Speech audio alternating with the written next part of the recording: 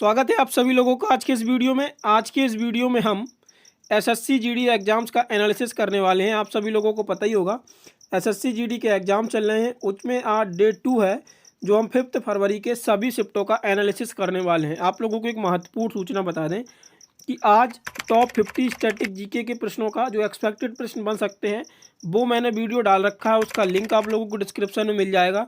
इससे पहले 3 फरवरी को एक वीडियो आपके लिए डाला गया था, टॉप 100 क्वेश्चंस जो आपके एग्जाम्स में पूछे जाने की संभावना है, और उससे कल भी प्रश्न बने थे और आज भी 3 से 4 प्रश्न बने हैं। तो आप लोग वो वीडियो ज़रूर देख लीजिएगा। लिंक आप लोगों को डिस्क्रिप्शन में मिल जाएगा, टेलीग्राम चैनल का, ऐप का भी। ऐप पे आप लोग इनका क्विज भी दे सकते हैं प्रश्नों का। तो सारा का सारा जो भी लिंक है टेलीग्राम और ऐप का वो आपको डिस्क्रिप्शन में मिल जाएगा, वहाँ से आप उसको चेकआउट कर सकते हैं। चलिए चलते हैं अब पहले प्रश्न की तरफ जो हमारे प्रश्न पूछे गए थे। तो पहला प्रश्न हमारा पूछा गया था, संविधान सभा की पहली बैठक कब हुई थी। तो संविधान सभा की जो पहली बैठक हुई थी वो कब हुई थी, तो 9 दिसंबर 1940 को संविधान सभा की पहली बैठक हुई थी, और इसी दिन सच्चिदानंद सिन्हा को अध्यक्ष बनाया गया था अस्थायी रूप से। इसके बाद 11 दिसंबर को एक मीटिंग होती है 1940 में, राजेंद्र प्रसाद जी को परमानेंट अध्यक्ष बनाया जाता है, और 13 दिसंबर को पंडित नेहरू के द्वारा उद्देश्य प्रस्ताव लाया जाता है। तो ये तो थी इसकी इम्पोर्टेंट बातें। और अगर हम संविधान सभा की महत्वपूर्ण बात करें तो इसकी जो स्थापना थी वो 6 दिसंबर 1946 को की गई थी। 6 दिसंबर 1946 को फ्रेंच प्रथा के अनुसार इसकी स्थापना की गई थी। और इसमें आप लोगों को एक चीज़ और बता दें, जो संविधान सभा के एडवाइज़र थे वो कौन थे, वो BN राव थे। महत्वपूर्ण समिति भी बन सकती है, तो मैं एक बार यहाँ पे क्विक रिकैप करा देता हूँ आप सभी लोगों को। सबसे पहले जो आती है, प्रांतीय संविधान समिति के अध्यक्ष किसको बनाया गया था, तो सरदार पटेल जी को प्रांतीय संविधान समिति का अध्यक्ष बनाया गया था। मौलिक अधिकार सलाहकार समिति का भी अध्यक्ष सरदार पटेल जी को बनाया गया था, और मौलिक अधिकार उप समिति के अध्यक्ष JB कृपलानी जी को बनाया गया था। अल्पसंख्यक उप समिति के अध्यक्ष जो थे वो HC मुखर्जी जी थे, और पंडित नेहरू संघ शक्ति समिति और संघ संविधान समिति के अध्यक्ष थे। राजेंद्र प्रसाद जी को संचालन समिति का अध्यक्ष बनाया गया था। 2 फैक्ट और क्विक रिकैप करेंगे। जो संविधान था वो 26 नवंबर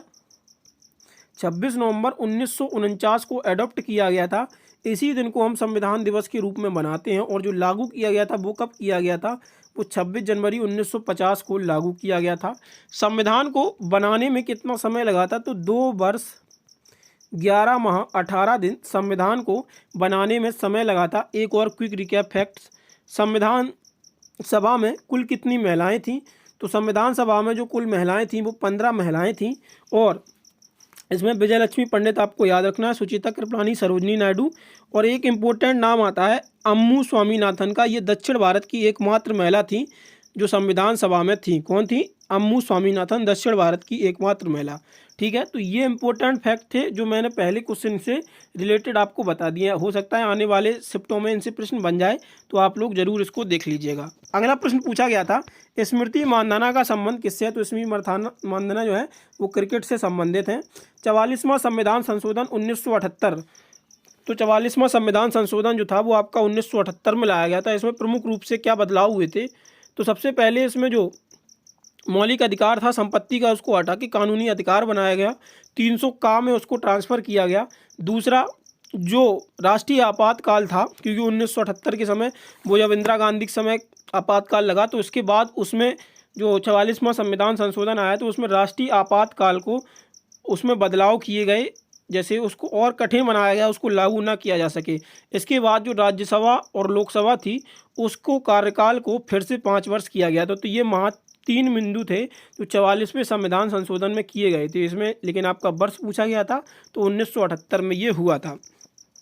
अगला आता है धर्मेंद्र प्रधान का विभाग कौन सा है, तो धर्मेंद्र प्रधान का जो विभाग है वो शिक्षा विभाग है। कल आपको एक मॉर्निंग में वीडियो प्रोवाइड कराएंगे हम, उसमें पंचवर्षीय योजना, महत्वपूर्ण मंत्रालय करंट अफेयर के, और जो भी आपके इम्पोर्टेंट फेमस पर्सनालिटी बन सकती हैं वो कवर कराएंगे। तो वो इम्पोर्टेंट है आपका वीडियो, मैं सुबह उसको अपलोड कर दूंगा, तो वो आप लोग ज़रूर देख लीजिएगा। आपके आने वाले कल के लिए शिफ्टों के लिए, और जो आगे शिफ्ट आएंगे उनके लिए इम्पोर्टेंट हो सकता है। अगला प्रश्न आता है, मोहिनी अट्टम लोक नृत्य का संबंध किससे है, तो मोहिनी अट्टम जो लोक नृत्य है इसका केरल से संबंध है। आत्मीय सभा के संस्थापक कौन है, तो आत्मीय सभा के जो संस्थापक हैं वो राजा राममोहन राय हैं। ठीक है। इसके बाद नंदी पुरस्कार का संबंध किस राज्य से था? तो नंदी पुरस्कार का जो संबंध है वो आंध्र प्रदेश राज्य के द्वारा ये नंदी पुरस्कार दिया जाता है। विश्व एथलेटिक्स में स्वर्ण जीतने वाले प्रथम भारतीय कौन थे? तो नीरज चोपड़ा जो थे विश्व एथलेटिक में स्वर्ण जीतने वाले पहले भारतीय बने थे। अगला प्रश्न आता है यहाँ पे, रोहिंग्या मुसलमान कहाँ से भारत आए थे? तो म्यांमार से भारत में आए थे। जो रोहिंग्या मुसलमान हैं वो म्यांमार देश से भारत में आए थे। इसके बाद अगला प्रश्न आता है, किस शास्त्रीय नृत्य में केवल एक व्यक्ति नृत्य करता है? तो भरतनाट्यम में जो है, भरतनाट्यम नृत्य जो होता है उसमें केवल एक व्यक्ति ही नृत्य करता है। अगला प्रश्न आता है, शुंग वंश के संस्थापक कौन थे? तो शुंग वंश के जो संस्थापक हैं वो पुष्यमित्र शुंग थे। हरित क्रांति के जनक MS स्वामीनाथन, कल उनका निधन पूछा गया था जो कि 2023 में हुआ। मैंने आपको कल के वीडियो में भी हिंट दिया था, जिसने कवर किया होगा, कल अगर वीडियो को सीरियसली लिया होगा तो उसका प्रश्न आज ये गलत नहीं हुआ होगा, क्योंकि मैंने कल भी बताया था 2024 में 5 लोगों को भारत रत्न मिले हैं। MS स्वामीनाथन थे, कर्पूरी ठाकुर थे, LK आडवाणी और चौधरी चरण सिंह जी थे। तो इन लोगों को भारत रत्न दिए गए थे, इस वजह से ये करंट में है। तो MS स्वामीनाथन का कल मृत्यु पूछा गया था 2023 में, और हरित क्रांति के जनक आज पूछ लिया गया है। आने वाले शिफ्टों में इनसे और भी प्रश्न बन सकते हैं। तो आप लोग, फिर से मैं बता रहा हूँ, इन 5 लोगों को जो भारत रत्न दिए गए हैं इनसे संबंधित आप लोग फैक्ट्स कवर कर लीजिएगा। मैं कल सुबह इनसे रिलेटेड वीडियो में फैक्ट कवर कराने की कोशिश करूंगा। पूरा जो इंपॉर्टेंट चीज़ें इनसे बन सकती हैं वो मैं डिस्कस करा दूंगा सुबह वीडियो में, ठीक है। तो वो आप लोग जरूर देख लीजिएगा और अपने आप से भी आप इसको कवर कर सकते हैं। अभी इंपॉर्टेंट है आने वाले शिफ्टों में, अभी क्योंकि 2 दिन हो गए, दोनों दिन देखने को मिला है, तो आगे वाली शिफ्टों में भी देखने को मिलेगा, ठीक है। अगला प्रश्न है, उत्तर पूर्वी राज्यों में से किस संबंधित अनुच्छेद है? तो उत्तर पूर्वी राज्यों के लिए जो अनुच्छेद है वो 371A है। अच्छा अनुच्छेद पूछा गया था, काफ़ी टफ था, मतलब जिसने रिकॉल कर लिया होगा तो ठीक है। और ये भी प्रश्न अच्छा बना था कि डॉक्टर भीमराव अंबेडकर ने महाड़ सत्याग्रह कब चलाया था? तो 20 मार्च 1927 को BR अम्बेडकर के द्वारा महाड़ सत्याग्रह चलाया गया था। एक चीज़ और याद रख लीजिएगा, BR अम्बेडकर ऐसे व्यक्ति थे जिन्होंने 3 राउंड टेबल कॉन्फ्रेंस कंडक्ट की थी, 3 जो गोलमेज सम्मेलन थे उसमें भाग लिया था, लेकिन जो महात्मा गांधी थे उन्होंने सिर्फ दूसरी गोलमेज सम्मेलन में भाग लिया था, ठीक है। अगला आता है, शुंग वंश के अंतिम शासक देवदत्त की हत्या किसने की थी? तो वासुदेव वो जो कंडप थे उन्होंने देवदत्त जो था शुंग वंश का अंतिम शासक, उसकी हत्या की थी। अगला प्रश्न आता है, पैरा ओलंपिक में प्रथम गोल्ड मेडल जीतने वाले भारतीय कौन थे? ये पैरा ओलंपिक में पूछा गया है। तो मुरलीकांत पेटकर जो थे ये पैरा ओलंपिक में प्रथम भारतीय थे गोल्ड मेडल जीतने वाले। द्रौपदी मुर्मू राष्ट्रपति बनने से पहले किस राज्य की राज्यपाल थी? तो ये इसका राइट आंसर क्या होगा? तो इसका जो राइट आंसर होगा वो आपका होगा झारखंड। टाइम आउट शब्द किस खेल से संबंधित है? तो टाइम आउट शब्द का जो संबंध है वो आपका क्रिकेट से है। गली, स्लिप, कवर ड्राइव, ये चीज़ें भी आपको याद रखनी है। प्रथम पंचवर्षीय योजना का कार्यकाल क्या था? तो प्रथम पंचवर्षीय योजना का जो कार्यकाल था ये आपका क्या था? तो 1951 से 1956 तक ये प्रथम पंचवर्षीय योजना का कार्यकाल था, ठीक है। मैंने कल प्रथम पंचवर्षीय योजना संबंधित फैक्ट्स बताए थे। अगर आप लोगों को बिलीव नहीं हो रहा है तो वीडियो डला हुआ है, देख लीजिएगा। सेम इट इज सेम पूछा गया है पहली पंचवर्षीय योजना, क्योंकि कुछ लोगों के नेगेटिव कमेंट्स भी आते हैं कि कुछ नहीं फंस रहा है। तो आप लोग देखिए, तो वीडियो पे जो बता रहे हैं उसको अप्लाई करिए, आपको आने वाले दिन में फ़ायदा ही मिलेगा, नुकसान नहीं होगा, ठीक है। कल भी मैंने बताया था और आज भी बता रहा हूँ। तो 51 से 56 तक ये पहली पंचवर्षीय योजना का कार्यकाल था। प्रधानमंत्री कौन थे इस समय? तो नेहरू जी इस समय प्रधानमंत्री थे। हेराल्ड डोलर मॉडल पर आधारित थी और इसी समय भाखरा नागल, हीराकुंड और दामोदर जो प्रोजेक्ट था वो चलाया गया था। इसका उद्देश्य क्या था? तो कृषि इसका उद्देश्य था। टारगेट 2.1% रखा गया था, लेकिन अचीव कितना किया था? तो 3.6% हमने इसमें अचीव किया था, ठीक है। अगला देखते हैं, नीरज चोपड़ा किस खेल से संबंधित हैं? तो नीरज चोपड़ा जो है भाला फेंक से संबंधित हैं। 2024 में किसको कला के क्षेत्र में पद्मश्री से सम्मानित किया गया था? तो खलील अहमद को कला के क्षेत्र में पद्मश्री पुरस्कार से सम्मानित किया गया था। अगला प्रश्न आता है, हॉकी के मैदान की लंबाई कितनी होती है? तो हॉकी के मैदान की जो लंबाई होती है वो 51.40 मीटर इंटू 55 मीटर, यानी कि 100 इंटू 60 यार्ड होती है। जो जिसमें भी पूछा गया था तो वो आपको याद रखना। अगर लंबाई पूछी गई थी तो 51.40 मीटर, चौड़ाई पूछी जाती तो 55 मीटर, और यार्ड में पूछा जाता 100 गुणा 60 यार्ड होता है, ठीक है। भारत के महान्यायवादी की नियुक्ति कौन करता है? तो महान्यायवादी की नियुक्ति राष्ट्रपति करता है। ये कल भी मैंने बताया था, तो आज इसका रिपीटेशन हो गया है। लिंग अनुपात की गणना कितने पुरुषों पर की जाती है? तो 1000 पुरुषों पर की जाती है। चंद्रगुप्त मौर्य की माता का नाम क्या था? मोरा मौर्य। अच्छा प्रश्न था ये। चंद्रगुप्त मौर्य की माता का नाम मोरा मौर्य जो है वो चंद्रगुप्त मौर्य की माता का नाम था। अगला प्रश्न आता है, किस राज्य में पुरुष और महिला साक्षरता दर में अधिक अंतर है? तो राजस्थान है, ये 16.1% का अंतर है यहाँ पे पुरुष और महिलाओं की साक्षरता दर में। ठीक है। 2011 की जनगणना के अनुसार भारत में साक्षरता दर कितनी है? तो 74.04% है। कल हम सुबह जनगणना का टॉपिक कवर करेंगे, पूरा कवर कर लेंगे। और अगर अभी आपको देखना है तो वीडियो जस्ट बार तो मैं एक पहले कवर करा चुका हूँ, उसका भी लिंक आपको डिस्क्रिप्शन में मिल जाएगा। ठीक है।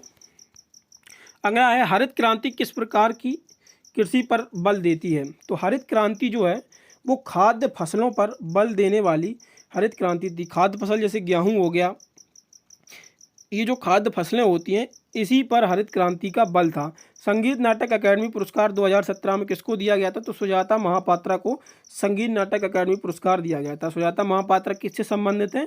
तो ओडिसी नृत्य जो है उससे सुजाता महापात्रा संबंधित हैं। महापात्रा आप जहाँ भी देखें तो 99% आप ओडिसी लगा सकते हैं, 100% करेक्ट आंसर बैठेगा। ठीक है।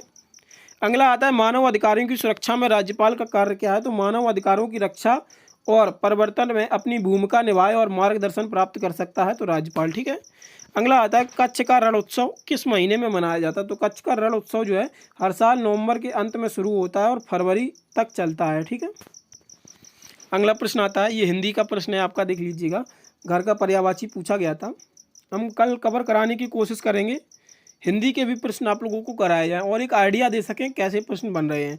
मैथ के कई सारे लोगों की डिमांड आ रही है कि मैथ के प्रश्न करा दिया करो, तो टेलीग्राम पे हम उनसे मिलते जुलते जो प्रश्न पूछे जा रहे हैं उनसे मिलते जुलते आपको 30-35 प्रश्नों की प्रैक्टिस के लिए दे सकें, तो आप उसके लिए टेलीग्राम को ज्वाइन कर लीजिए। गृह, सदन, आवास, आलेह, गेह, निवास, निलय, मंदिर, ये आपके घर के पर्यायवाची होते हैं। ठीक है। तो ये आपका जो आज का रिव्यू था 5 फरवरी का, तो ये प्रश्न आपके पूछे गए थे। बाकी आप लोगों को हम बता दें कि जो आज का पेपर का लेवल रहा था तो वो इजी टू मॉडरेट लेवल रहा था। काफ़ी टफ पेपर भी नहीं आ रहा, काफ़ी इजी पेपर भी तो नहीं कह सकते हैं। इजी आ रहा है इन द सेंस कुछ प्रश्न अच्छे बन रहे हैं, तो उनसे पेपर का लेवल इजी टू मॉडरेट आ रहा है। ठीक है। ज़्यादा घबराने की दिक्कत नहीं है, जो आपने पढ़ा है वो इनफ है, टेंशन नहीं लेना है, पेपर तसल्ली से देना है, अच्छा पेपर जाएगा। ठीक है। और आप लोगों को बता दें कि अगर आप लोग पहली बार चैनल पर आए हैं तो प्लीज़ सब्सक्राइब ज़रूर कर लें, जिससे आपको आने वाले वीडियो भी मिलते रहें। ठीक है। सब्सक्राइब एक बार ज़रूर कर लें और अपने दोस्तों के साथ इसको शेयर करना ना भूलें। धन्यवाद। और PDF आपको डिस्क्रिप्शन में टेलीग्राम का लिंक है, वहाँ से मिल जाएगा।